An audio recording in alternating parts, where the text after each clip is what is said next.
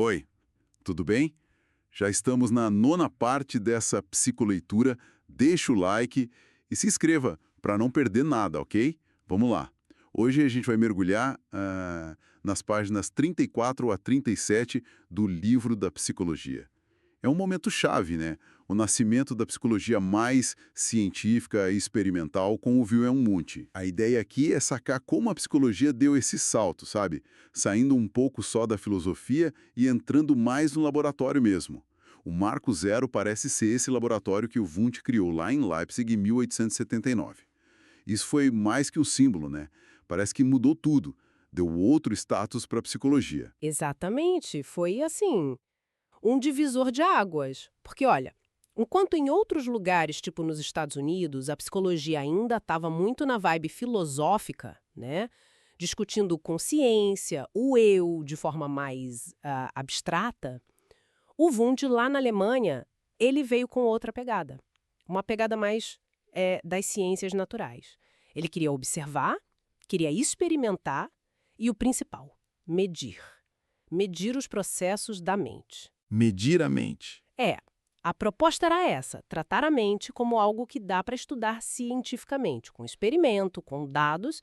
E como ele fazia isso na prática? O livro fala que o objetivo era a descrição exata da consciência, que ele chamava de experiência interior. Mas como é que ele tornava isso real, aparente, para poder estudar? Ótima pergunta. Então, o Wundt usava basicamente duas frentes. Por um lado, a observação direta mesmo do comportamento. Ah, tipo, Pensa num reflexo. Você encosta a mão no fogo e tira rápido. Isso é observável, dá para medir o tempo de reação a um estímulo, né? Um som, uma luz. entendi. Focar no que está do lado de fora, no que dá para ver e cronometrar. Mas e a parte de dentro? Pensamentos, sentimentos, como ele chegava nisso? Aí é que entra o segundo método, talvez o mais famoso dele. A autoobservação experimental, que a gente conhece como introspecção. Ah, introspecção. Mas não era só. Não, não era só pedir para a pessoa ficar pensando na vida, sabe?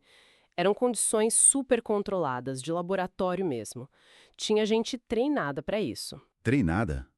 Para olhar para dentro? Exato. Pessoas treinadas para relatar a experiência interna imediata, sim, logo depois de um estímulo bem específico.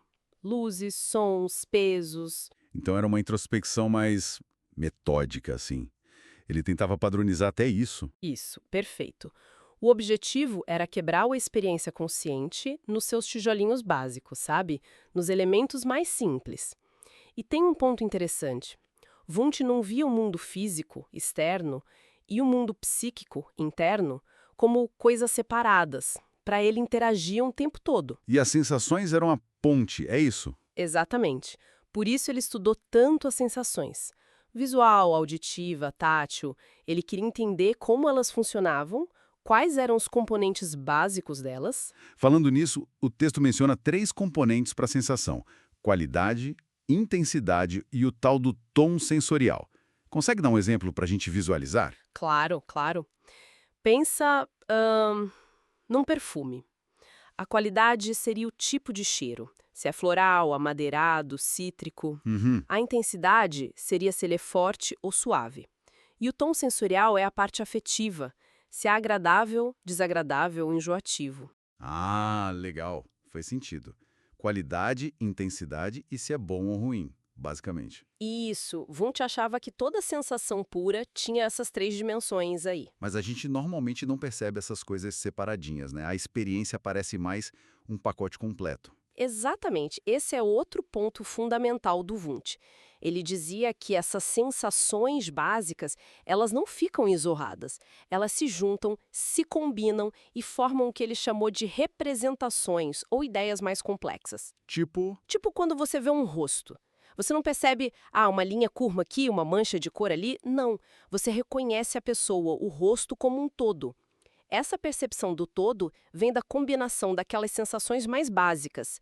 A consciência, para ele, surge dessa síntese. que interessante essa ideia de montar a percepção, né? A partir desses blocos. E li uma coisa que me deixou assim bem surpreso. Ele via essa continuidade mental até numa ameba. Sério, ele achava que uma ameba tinha consciência. Bom, consciência como a nossa, talvez não, mas ele defendia sim que existia uma continuidade dos processos mentais em toda a escala da vida. Mesmo numa ameba buscando comida? Para ele, sim. Seria uma forma bem rudimentar, claro, mas já seria uma manifestação desses processos psíquicos básicos que, em organismos mais complexos, como nós, levam à consciência que a gente conhece.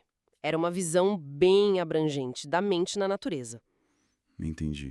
Então, para fechar essa parte do Wundt, o grande legado dele foi pegar a psicologia, tirar ela só da cadeira do filósofo e botar na bancada do cientista, né? Exatamente. Insistindo que dava e que precisava estudar a mente com método científico, com experimento, observando de forma controlada, tanto o que está fora quanto o que está dentro. Perfeito. Ele deu o pontapé inicial para a psicologia virar uma ciência de verdade, autônoma, com método próprio para investigar a experiência consciente. Claro que muita coisa mudou depois, mas essa base experimental que ele criou foi fundamental. Fica até uma questão, né? Como essa busca por medir o subjetivo, por entender essa experiência interna de forma científica, continua sendo um desafio gigante para a psicologia até hoje. Achar esse equilíbrio. Aí, claro, não esquece do like, viu? Um grande abraço e até o próximo vídeo.